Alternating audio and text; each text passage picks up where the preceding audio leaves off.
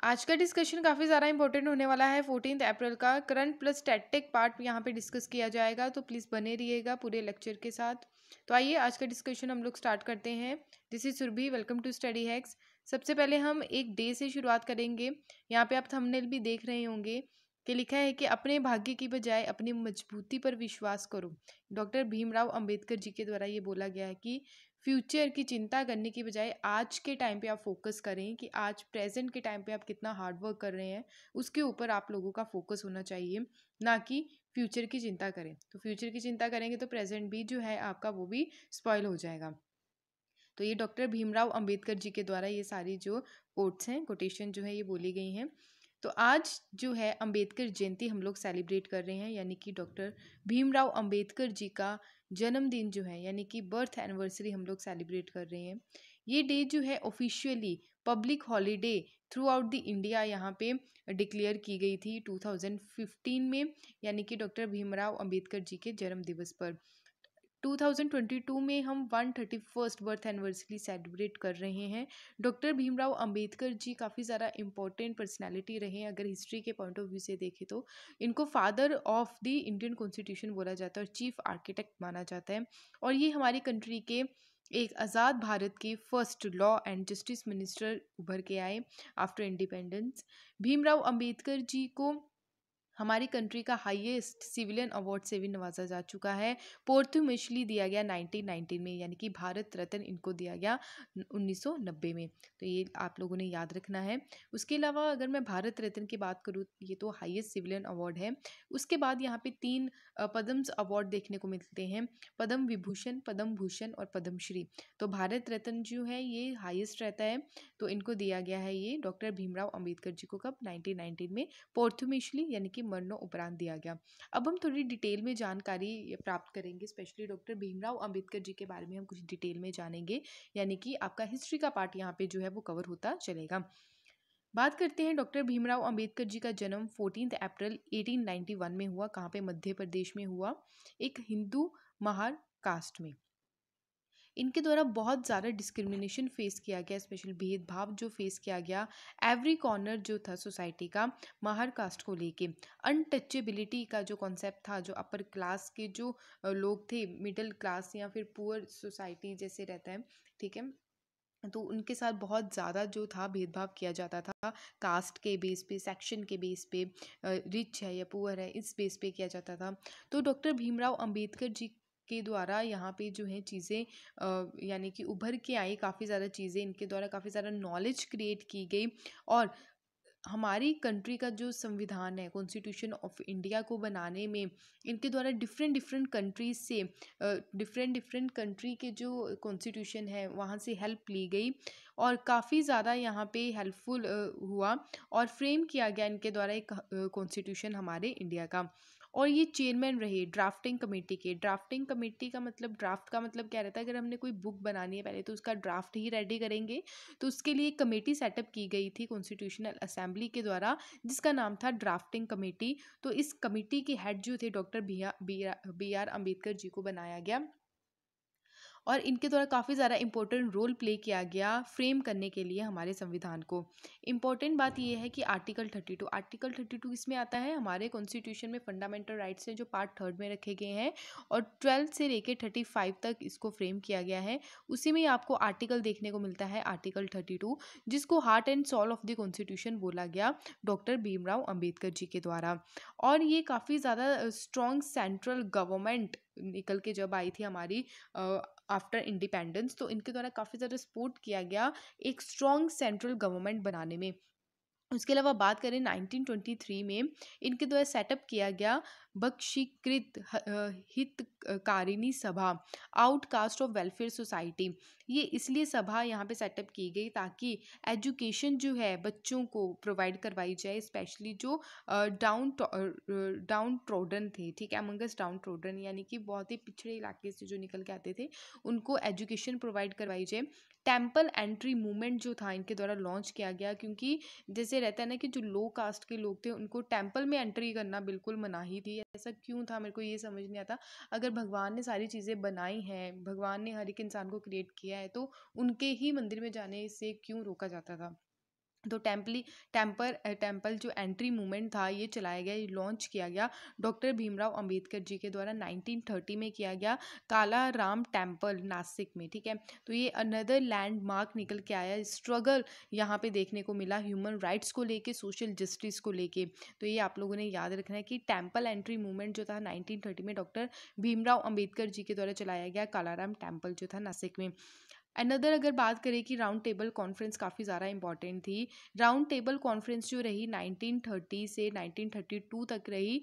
Important बात यह है कि महात्मा गांधी जी के द्वारा कौन सी राउंड टेबल कॉन्फ्रेंस में पार्टिसिपेट किया गया था, फर्स्ट, सेकंड या थर्ड, ये आप लोगों का होमवर्क है। प्लीज़ कमेंट सेक्शन में इसका आंसर ज़रूर दीजिएगा।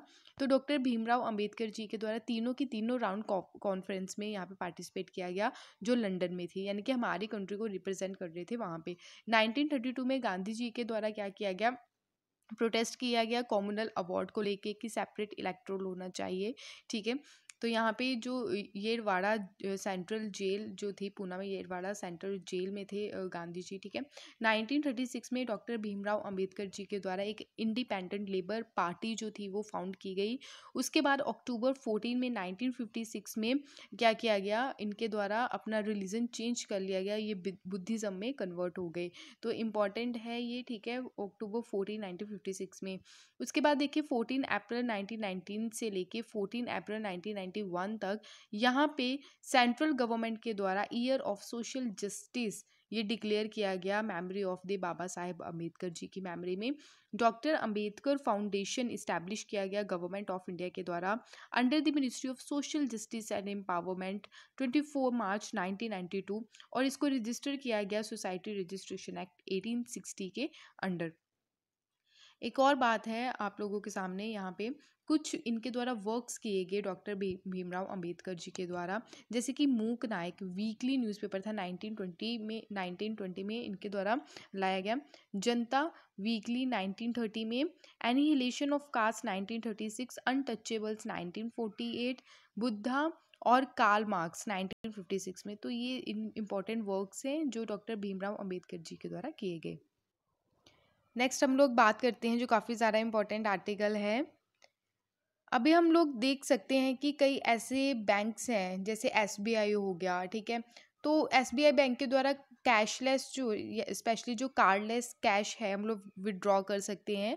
अभी रिजर्व बैंक ऑफ इंडिया के द्वारा हाल ही में अनाउंस किया गया है कि जितने भी बैंक्स हैं हमारी कंट्री में, तो वहाँ पे कार्डलेस कैश हम विड्रॉ कर सकते हैं। तो recently he reserve bank of India के द्वारा ये अनाउंस किया गया है कि यहाँ पे जो कंज्यूमर्स हैं यूज़ कर सकते हैं यूनिफाइड पेमेंट इंटरफेस जो है, ठीक है, सर्विसेज जो है ये स्पेशली स्मार्टफोन्स में तो हम यूज़ करते ही हैं। और अब हम एटीएम से यानी कि कार्डलेस कैश जो है ऑल जितने भी बैंक्स हैं हमारी कंट्री में वहाँ से हम कार्डलेस कैश विड्रॉ कर सकते हैं।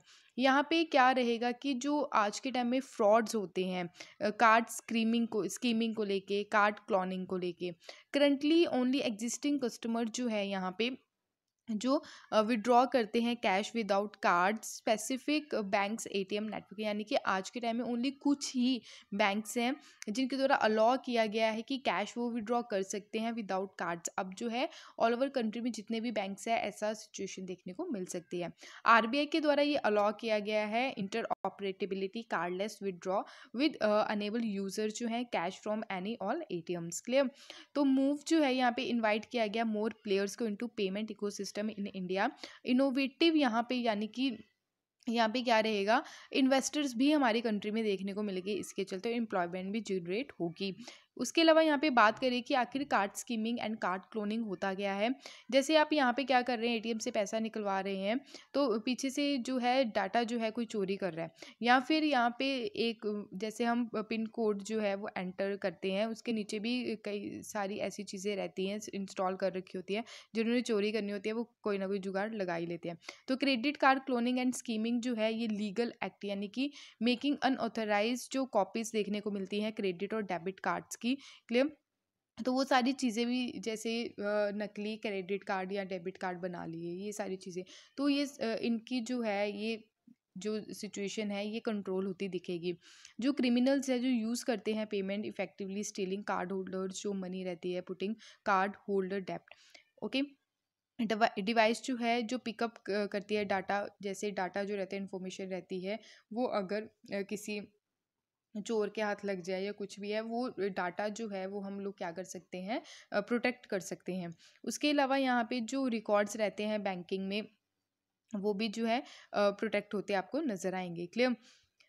यहाँ पे चैलेंजेस क्या क्या है कार्डलेस कैश विड्रॉ फीचर्स का। यहाँ पे currently ICICI Bank, Kotak Mahindra Bank, HDFC Bank, SBI के द्वारा ही अभी अलाउ किया गया है कार्डलेस कैश विड्रॉ यूजर्स के लिए। उसके अलावा यहाँ पे जो है सर्टन विड्रॉल लिमिट देखने को मिल सकती है, यानी कि एटीएम में जाना फिर कोई पसंद नहीं करेगा, ऐसी चीज़ें देखने को मिल सकती हैं। जो कार्डलेस विड्रॉ रहेगा सिक्योरिटी के पर्पज़ से, कार्ड जो है लोग कम यूज़ करना स्टार्ट कर देंगे और मोबाइल फ़ोन से ही ज़्यादा जो है पैसे ट्रांसफ़र किए जाएंगे। क्लियर? उसके अलावा यहाँ पे बात की करें कि मोबाइल जो है आज के टाइम में बहुत ही ज़्यादा इम्पॉर्टेंट ये डिवाइस बन चुका है, क्योंकि जितनी भी ट्रांजैक्शन रहती है मोबाइल फ़ोन से हम करते हैं, जैसे गूगल पे हो गया, फ़ोन पे हो गया, ठीक है। तो फ्रॉड जिन्होंने करना, उनका नेक्स्ट टारगेट क्या रह सकता है, जो मोबाइल फ़ोन है वो हैक करने के लिए नेक्स्ट टारगेट जो मोबाइल फ़ोन रह सकता है। तो ये भी चैलेंजेस जो है ये देखने को मिल सकते हैं। बात करते हैं यूनिफाइड पेमेंट इंटरफेस के बारे में। यूनिफाइड पेमेंट इंटरफेस यानी कि यूपीआई, इसकी फुल फॉर्म भी आप लोग याद रखिएगा। तो ये क्या है, इमीडिएट पेमेंट सर्विसेज है जो हम फ़ोन से इमीडिएट कर सकते हैं, जैसे गूगल पे, फ़ोन पे, ठीक है, पेटीएम हो गया। अभी तो मैंने यहाँ पे जो चीज़ें अभी कैशलेस पेमेंट, फास्टर जो ये चीज़ें हैं यूपीआई पेमेंट इंटरफेस, ठीक है। इसके अलावा मैंने एक और चीज़ आप लोगों से डिस्कस की थी कुछ टाइम पहले, कि हम जो है जैसे स्कैनिंग करते हैं या फिर जो हमने पेमेंट करनी है जितने पैसे, वो टाइप करते हैं। उसके अलावा यहाँ पे एक ऑल्टरनेटिव अभी खोजा गया है कि हम सिर्फ यहाँ पे टच ही करेंगे मोबाइल फ़ोन को और पेमेंट अपने आप हो जाएगी। वो सिस्टम कौन सा था वो मैंने डिस्कस भी किया था आप लोगों से, प्लीज़ कमेंट सेक्शन में ज़रूर बताइएगा। उसके अलावा यहाँ पे जो पावर्स है, मल्टीपल बैंक अकाउंट जो है सिंगल मोबाइल एप्लीकेशन में आपको देखने को मिलते हैं यूपीआई के तहत। करंटली अगर देखें तो यूपीआई जो है biggest national payment corporation of India का ये बिगेस्ट ऑपरेटिंग सिस्टम है। इंक्लूडेड है इसमें national automatic clearing sponge, immediate payment services और आधार। अनेबल पेमेंट जो सर्विसेज है, भारत बिल पेमेंट सर्विसेज रुपए जो है, यहाँ पे हम क्या कर सकते हैं, पेमेंट कर सकते हैं इसके तहत। इंक्लूडिंग है इसमें फ़ोन पे, पेटीएम, गूगल पे, अमेजोन पे, भीम, या फिर जो गवर्नमेंट ऑफरिंग है। क्लियर? आई होप आपको ये सारी चीज़ें क्लियर हुई होंगी। उसके अलावा हम आरबीआई के बारे में बात करें, reserve bank of India 1935 first April को इसको फाउंड किया गया था। रिजर्व बैंक ऑफ इंडिया को नेशनलाइज किया गया 1949 में। हेडक्वार्टर इसके स्टार्टिंग में कहाँ पे थे, कोलकाता में थे। इसके फाउंड होने के 2 साल बाद ही 1937 में इसके हेडक्वार्टर को ट्रांसफ़र कर दिया गया, कहाँ पे, मुंबई में। First reserve bank of India के गवर्नर कौन थे, सर ओसबॉर्न स्मिथ थे। आज के टाइम में गवर्नर कौन है, शक्तिकांत दास। तो ये आप लोगों को याद रखना है, जो काफ़ी ज़्यादा इंपॉर्टेंट है। नेक्स्ट यहाँ पे बात की जा रही है जलियांवाला बाग मैसेकर के बारे में। काफ़ी ज़्यादा इंपॉर्टेंट है, हिस्ट्री के पॉइंट ऑफ व्यू से तो है ही है, और हमारे जो अभी आने वाली जैसी जनरेशन है, ठीक है, उनको भी हम लोग ये सारी चीज़ें समझा सकते हैं। ये ना हो कि अपनी हिस्ट्री वो भूलते जाएं कि कितने कितने सेक्रीफाइस जो हैं लोगों के द्वारा किए गए, स्पेशली हमारे देश को आज़ाद करवाने के लिए। जलियांवाला बाग मैसेकर जो है, recently he prime minister of India के द्वारा, श्री नरेंद्र मोदी जी के द्वारा अभी ट्रिब्यूट पे की गई है, जो जलियांवाला बाग मैसेकर में लोग शहीद हुए थे 1919 में, ठीक है, 13 अप्रैल यानी कि बैसाखी वाले दिन। तो यहाँ पे सेक्रीफाइस जो किया गया, स्पेशली अपकमिंग जनरेशन के लिए, हम ये मोटिवेशन का सोर्स है। 13 अप्रैल 2022 को हम ये 103rd एनिवर्सरी सेलिब्रेट कर रहे हैं इस इंसिडेंट की। इससे पहले गुजरात गवर्नमेंट के द्वारा 100 ईयर्स पाल धदव किलिंग मैंने ऑल्सो डिस्कस भी की थी काफ़ी डिटेल में। क्लियर? तो इसको 100 साल कंप्लीट हुए और ये मास किलिंग यहाँ पे देखने को मिली थी। जलियांवाला बाग मैसेकर से भी बड़ी यहाँ पे ये किलिंग थी, तो बिगर थी ये जलियांवाला बाग से। अब जलियांवाला बाग मैसेकर आखिर था क्या, ये सारी चीज़ें हम लोग देखेंगे। जलियांवाला बाग मैसेकर यानी कि जलियांवाला बाग कहाँ पे, अमृतसर में है। अमृतसर मैसेकर भी इसको बोला गया। 13 अप्रैल 1919 में यहाँ पे 100 ऑफ इनोसेंट पीपल के, 100 से भी ज़्यादा इनोसेंट पीपल की यहाँ पे जान गई by the Gurkha British Indian army के ऑर्डर से। एंग्लो इंडियन जो थे, इंडियन ब्रिगेडियर REH डायर। और ये यहाँ पे क्या रहा कि पीसफुली प्रोटेस्ट किया गया, स्पेशली एक एक्ट यहाँ पे लाया गया था ब्रिटिशर्स के द्वारा, रॉलेट एक्ट 1919 का। एकदम शांतिपूर्वक यहाँ पे एक प्रोटेस्ट हो रहा था।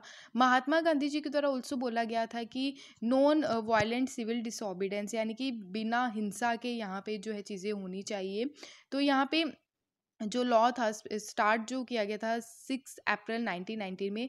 पंजाब में 9 अप्रैल 1919 में two nationalist leader Saifuddin Kitchlew और डॉक्टर सत्यपाल, इनको अरेस्ट कर लिया गया था विदाउट वारंट ब्रिटिश ऑफिशियल्स के द्वारा। उसी के कारण यहाँ पे जो था प्रोटेस्ट देखने को मिल रहा था जलियांवाला बाग में। यहाँ पे आप देख सकते हैं इस पिक्चर में कि कैसे ऑर्डर्स के तहत जो था जनरल डायर के ऑर्डर के तहत यहाँ पे निहत्थे लोगों के ऊपर गोलियां बरसाई गई, जिसमें वुमेन्स थी, बच्चे थे, ठीक है, और भी जो सीनियर्स थे, सीनियर सिटीजन्स थे। फ्यूचर प्रोटेस्ट की अगर बात करें यहाँ पे, यानी जो गवर्नमेंट के द्वारा यहाँ पे मार्शल लॉ भी लगाया गया था लॉ एंड ऑर्डर को मेंटेन करने के लिए पंजाब में ब्रिगेडियर जनरल डायर के द्वारा।